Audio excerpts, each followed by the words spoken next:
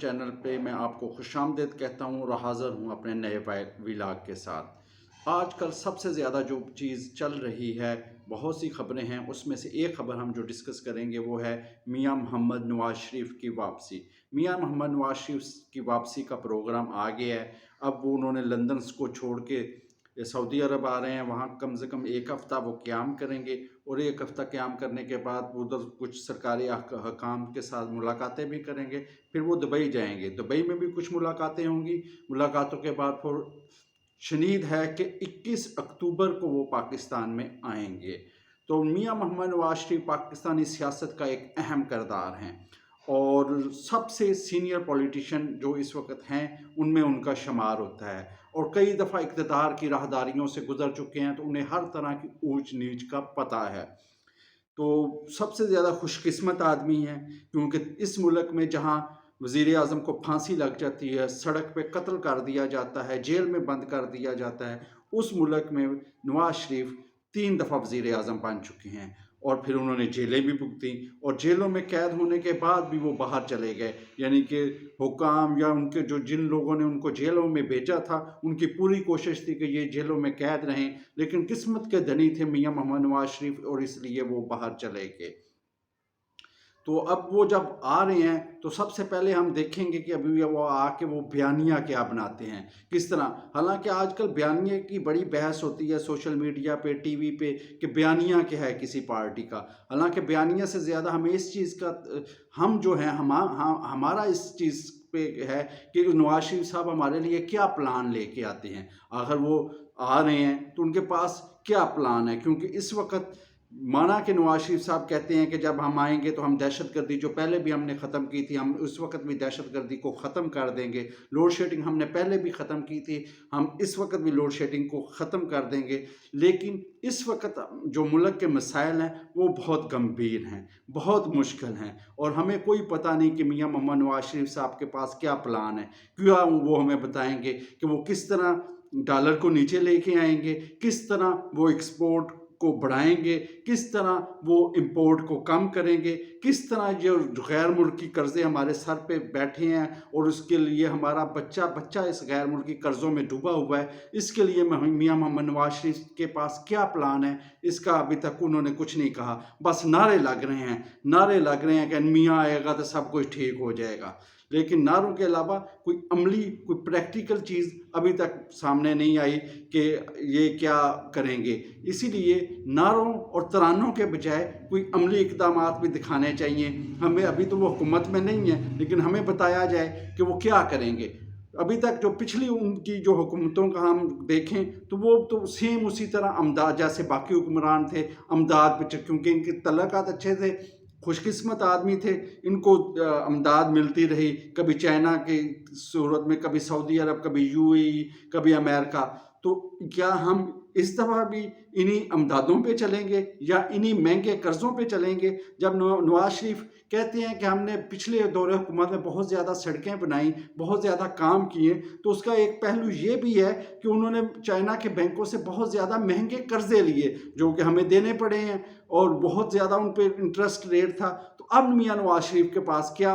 Plan ہوگا کہ غربت کی لکیر کے نیچے جو پاکستانی ہیں، جو پس رہے ہیں، جنہیں کسی اس بیانیے سے کوئی متعلقہ نہیں، ان کو صرف ایک کی بیانیہ چاہیے، اور وہ بیانیہ یہ ہے کہ مہنگائی ختم کرو، ڈالر کو سستا کرو، پٹرول کو سستا کرو، آٹے کو سستا کرو، گھی کا سستا کرو، اور تمام جو ضروریات زندگی ہیں ان کو سستا کرو، بجلی کے بلوں کو سستا کیا جائے۔ تو کیا یہ ان چیزوں کے لیے نواز شریف صاحب کے پاس کوئی پلان ہے یا صرف باتیں ہیں؟ تو یہ جب وہ آئیں گے تو ہمیں پتہ چلے گا۔ جیسے وہ بیانیہ کی بات کرتے ہیں تو بیانیہ جب بناتے ہیں تو وہ کہتے ہیں کہ ہمارا یہ پلان نہیں ہے، یہ بیانیہ ہے، لیکن بیانیہ صرف اپوزیشن میں نہیں ہونا چاہیے،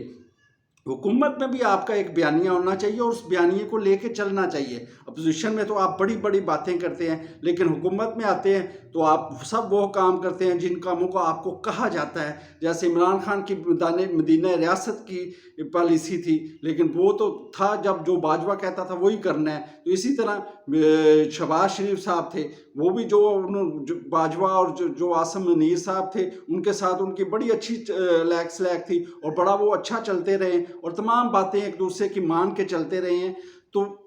کہنے کا مقصد ہے کہ جب یہ انہوں نے اپنا سٹینڈ لینا ہوتا ہے نا اپنے کسی ایشو پہ، اس وقت یہ سٹینڈ لے لیتے ہیں۔ جیسے ان کا یہ سٹینڈ تھا کہ ہم نے باجوہ کو ایکسٹینشن نہیں دینی، یا باجوہ کے کہے ہوئے بندے کو ہم نے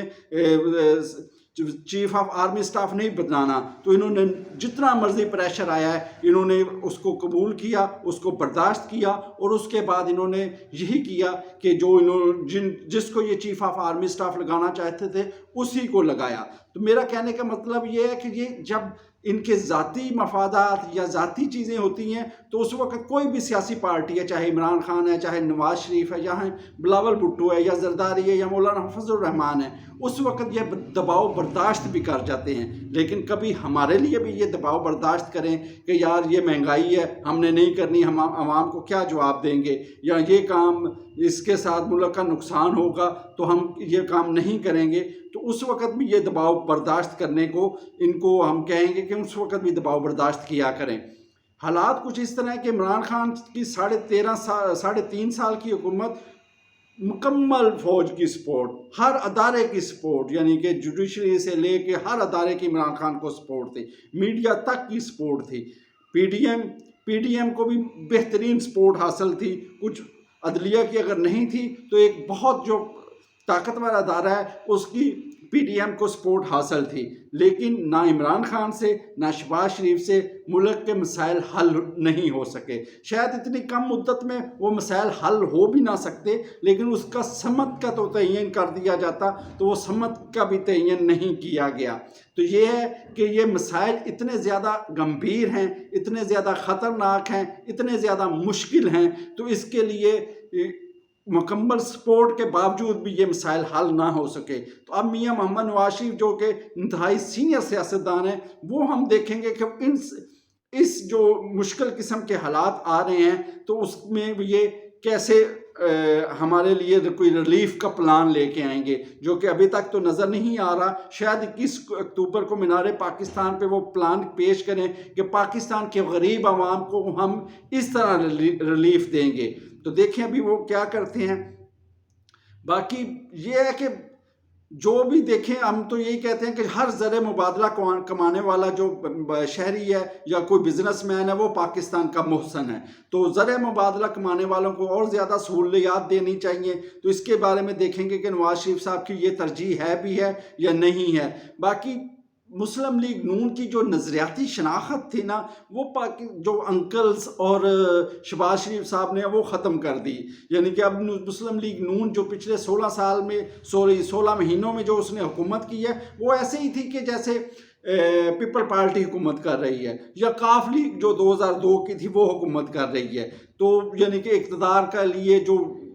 کیا کہتے ہیں الیکٹیبل جو اقتدار کے لیے اکٹھے ہوئے تھے یہ حکومت کر رہے ہیں۔ ایک نظریاتی شناخت جو ہوتی ہے، ووٹ کو عزت دو یا ووٹر کو عزت دو یا ہم نے اصولوں پہ چلنا ہے، وہ ہمیں چیز اس 16 ماہ میں نظر نہیں آئی، بڑے افسوس کے ساتھ۔ اب میاں محمد نواز شریف دیکھیں گے کہ وہ اس نظریاتی شناخت کو کیسے اپہولڈ کرتے ہیں۔ اور پھر سب سے بڑا چیلنج ہے کہ ہم اللہ کا یہ ہے کہ ہمارے ملک میں تمام سیاستدان جو ہیں وہ 72-73 سالاں دے 72-73 ہیں، یعنی کہ سارے بزرگ ہیں۔ تو اب ان بزرگ سیاستدان جو یوتھ ہے جس کے ہاتھ میں سوشل میڈیا ہے، موبائل ہے، اس کے لیے ان کے پاس کیا انٹریکشن ہے، یہ دیکھیں گے کہ میاں نواز شریف صاحب یوتھ کے لیے کیا لے کے آتے ہیں۔ باقی پچھلی دفعہ جو تھا نا وزیر اعظم نواز شریف کا ٹرن اوور، سابق وزیر اعظم محمد نواز شریف کا ٹرن اوور، اس میں بھی یہی تھا کہ جو ذرائع بتاتے تھے کہ انہوں نے یہ کہہ دیا تھا کہ یہ میری آخری باری ہے، اس کے بعد میں نہیں بنوں گا، اور وہ بہت زیادہ انٹرسٹ نہیں لیتے تھے فائل ورک میں۔ فواد ہی پورے یعنی کہ فائل ورک کو چلاتے تھے۔ تو ایک بندہ جو کہ اس وقت ریٹائر ہونے کے بارے میں سوچ رہا تھا، اب وہ دوبارہ آ رہا ہے اور دوبارہ وہ کوشش کر رہا ہے کہ میں وزیر اعظم بنوں، تو اس میں کتنی انرجی ہے कितनी वो इस मुल्क की खिदमत कर सकता है, ये देखेंगे। इस वक्त मियां मोहम्मद नवाज शरीफ साहब के लिए वैसे ये मौका बहुत अच्छा है, क्योंकि उसने हर तरह के हालात देख रही हैं। अल्लाह पाक ने उसे बड़ी इज्जत दी है, 3 दफ़ा वज़ीर आज़म बने, हर दुनिया में उनका नाम जाना जाते हैं। तो अगर वो आके इस पाकिस्तान की गरीब आवाम के लिए या इस पाकिस्तान के लिए कुछ कर सकें तो ये एक बड़ी अच्छी बात होगी। देखें हैं वो करते हैं या फिर वो रवायती सियासत होगी, वही जनाब 4-5 का टोला होगा और उसके मशवरे होंगे,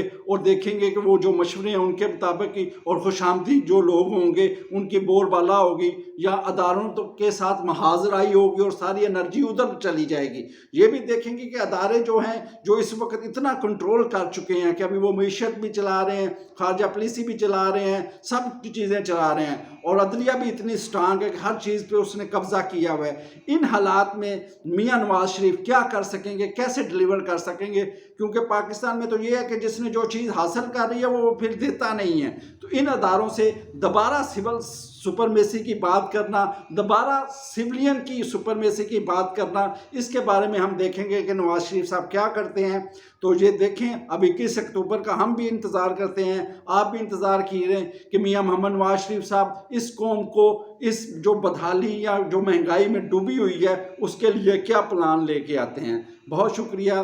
तो नए आपका, अल्लाह पाक आपको खुश रखे। चैनल को सब्सक्राइब करें, लाइक करें, और कोई भी बात अगर आप करना चाहें तो कमेंट्स में ज़रूर कीजिएगा। शुक्रिया।